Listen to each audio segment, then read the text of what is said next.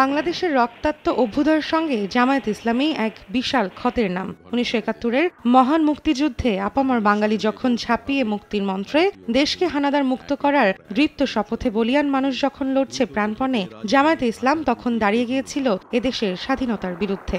পাকিস্তানি বাহিনীর সঙ্গে তারা নেমেছিল মুক্তিকামী মানুষকে হত্যাযজ্ঞে। আন্তর্জাতিক মানবতা বিরোধী অপরাধ ট্রাইব্যুনালের বেশ কটি মামলার রায়ের পর্যবেক্ষণে উঠে এসেছে জামায়াতের যুদ্ধাপরাধের কথা। সংগঠন হিসেবে জামায়াতের যুদ্ধাপরাধের বিচারের জন্য আইনের একটি খসড়াও করেছে আইন মন্ত্রণালয়। জামায়াত শিবিরকে নিষিদ্ধের দাবি বিভিন্ন মহলের ছিল দীর্ঘদিন ধরেই।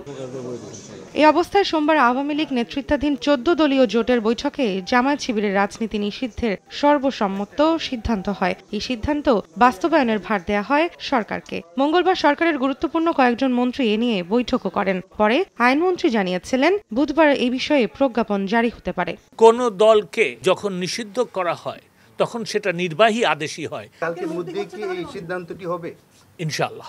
এদিকে রাজনৈতিক বিশ্লেষক ও মুক্তিযুদ্ধ গবেষকরা তাগিদ দিচ্ছেন, নিষিদ্ধের পর নতুন নামে কিংবা পরিচয় গোপন করে জামায়াত শিবিরের কেউ যেন ফের রাজনীতিতে আসতে না পারে সে ব্যাপারে কড়া নজরদারি রাখার।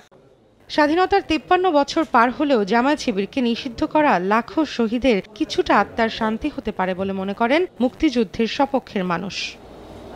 রৌনক নিয়ন্তা, সময় সংবাদ, ঢাকা।